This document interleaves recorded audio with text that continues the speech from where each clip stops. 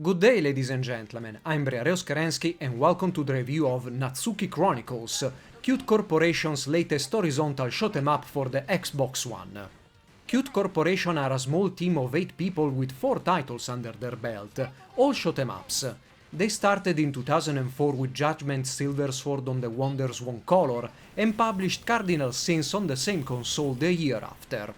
It took several years for them to create Eschatos, their third game, which reached the Xbox 360 in 2011.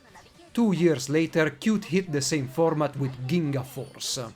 Natsuki Chronicles was announced way back in 2014 for the then new Xbox One, and it wasn't until Christmas 2019 that it will see a simultaneous worldwide release as a digital download. Ginga Force was quite the surprise when I played it, and prompted me to track down a copy of Eschatos, another good shooter in its own. I was pretty psyched about Natsuki Chronicles, so let's take a look at it.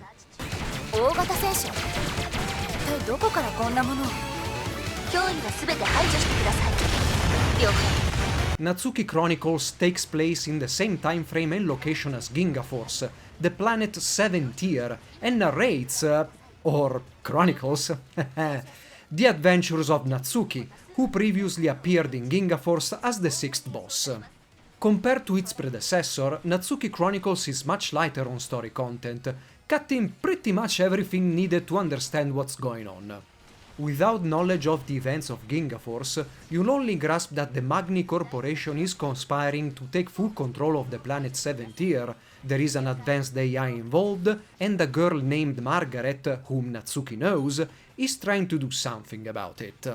Level bosses still have a face and they talk to Natsuki while the fight rages on, but they aren't as fleshed out as the bosses in Ginga Force were. This is a common theme in Natsuki Chronicles. It is a more refined game than Ginga Force, but at the same time it lacks a lot of raw passion that Cute's previous game displayed.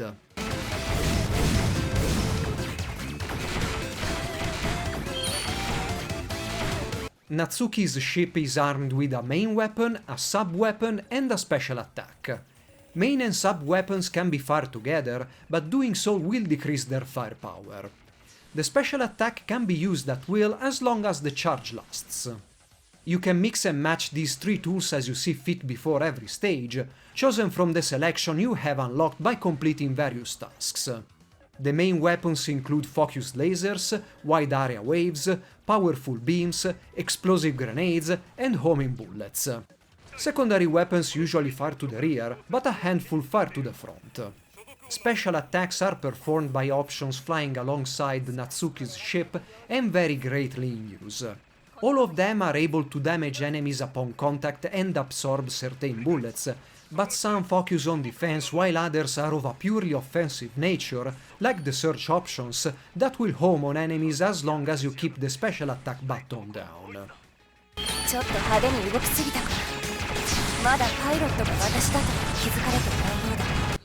You can still change the ship's color, but gone is the extra equipment that will grant special bonuses or abilities in some stages. The lack of this equipment ties directly in the revamped firing mechanic, which is no longer subject to a power meter based on how many enemies you are engaging. This is a very welcome change, as I've never really liked that in Ginga Force, especially because from the second level onwards there were always enough enemies on screen to make it pointless. Weapon selection is vast, but I've personally found that there is very little reason not to use the wave main and secondary guns. They cover a very large area, can kill normal enemies just like all other weapons, and can pass through walls. The wave main gun isn't as effective as more concentrated firing patterns against a few bosses, but the ability to hit the opposition while staying well outside their frontal firing arc completely outweighs any other drawback. Some weapons, especially secondary, are better suited for some stages, but no loadout will give you a crippling disadvantage. Natsuki's ship can switch between 2 speed settings during stages, and before every stage you can decide how fast or slow these 2 settings will move the ship. This setting must be tweaked if using certain weapons, otherwise you won't be able to use some of the narrower guns, like the laser, at their full potential, forcing preemptive dodges that might preclude killing enemy waves. In the same menu you can set if enemy bullets will show their trajectory, warning of enemy waves, and other miscellaneous options. These will not affect the scoring.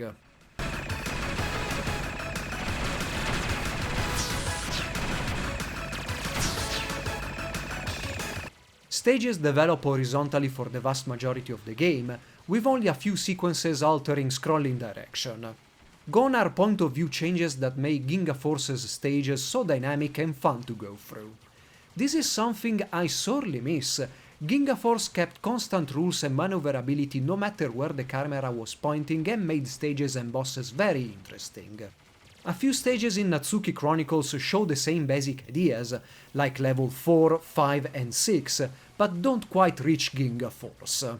Enemy waves are still very well orchestrated and never feel cheap, even with the option to show entry points turned off. Bullet patterns are intense, but all manageable thanks to the offensive and defensive tools you have. Gone are secondary objectives as well. Now all stages only feature enemies to destroy and obstacles to bypass. This is partially a good thing. Some of those secondary objectives went a bit overboard in Ginga Force, and some levels do show that Qt were trying to implement something like that in Natsuki Chronicles, but opted to keep the structure simple, focusing on enemy positioning and timing. やっと追いついた。反応は止まりなさい。これは重大な含み規定違反です。Natsuki herself was a boss in Ginga Force, and with the two games taking place at the same time, here you played that stage as her, using the Garm, a large and powerful ship that plays very differently from the standard aircraft.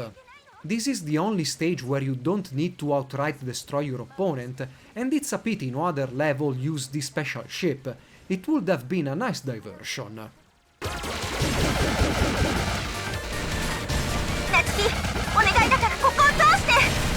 I feel that Natsuki Chronicles is easier than Ginga Force, but the curve is much better tuned, with no sudden spikes between and within levels. There are 4 difficulty settings: easy, normal, hard and extreme. These vary enemy resilience and numbers of bullets fired, and if you are looking for a challenge, go for hard levels. Initially only easy and normal are available for new stages, hard is unlocked after completing normal mode for that level. You are graded upon level completion based on the number of enemies destroyed and hits taken. Higher grades will grant more money with which you can buy equipment, and more research points. Research points are exclusive to the difficulty setting for a stage, and enough points will give an extra shield pip to Natsuki's ship. Before a stage, you can choose not to use those pips, relying instead on the standard shield, which allows for 3 hits and recharges over time.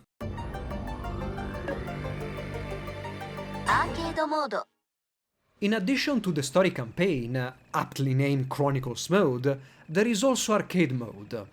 Here all story content and ship customization options are cut. Alternate weapons are acquired by shooting down resupply ships and collecting the power-ups they drop just like many other shoot-em-ups. The selection of available weapons is much smaller than in Chronicles mode, and the collected power-ups work as extra shield pips like in Soldier Blade. Your shield won't be affected as long as you have extra power-ups, and power-ups lost this way will also decrease your firepower. Arcade mode is a very welcome addition as Natsuki Chronicles lacks challenge or score attack modes, but I found it a bit easier than Chronicles mode due to the game giving power-ups at the beginning of each stage and, from mid-game onwards, before every boss. Arcade mode has online leaderboards, divided by difficulty. Natsuki Chronicles is far from using cutting-edge graphics. In fact, the game looks exactly like Ginga Force, only running at a higher resolution. Graphics don't skip a beat, always delivering rock-solid 60 frames per second. Cutscenes and briefings before stages are very barebone, but aren't as excessively long as in Ginga Force, and the very few characters featured all have their own voice. Music is forgettable, but sound effects are on point and there are a lot of very distinct audio cues, which makes easy to focus on dodging and attacking without looking at gauges. 前方に大型熱源反応 RDF のお出ましか Natsuki Chronicles is a competent shoot-em up that will reward players with a few hours of solid fun. The game features only 2 game modes, relying instead on 4 different difficulty settings to increase its lifespan. There are no peculiar scoring hooks, but the game constantly gives players new or more powerful weapons to try out. However, Natsuki Chronicles' biggest problem is the lack of raw passion that Q's previous titles had. Ginga Force and Eschatos were by no means perfect, but you could feel the enthusiasm poured by Q in those titles, and that made them incredibly enjoyable despite their shortcomings. The revised shooting mechanics, the many customization options, the difficulty curve are all very good, making Natsuki Chronicles a more refined product, but one with a more sterile approach, without the personality that permeated previous Cute games. I hope you have enjoyed this review and you'll stick around for more. Briareos Kerensky, over and out. 私の信ずるべきは他にあるのかもしれない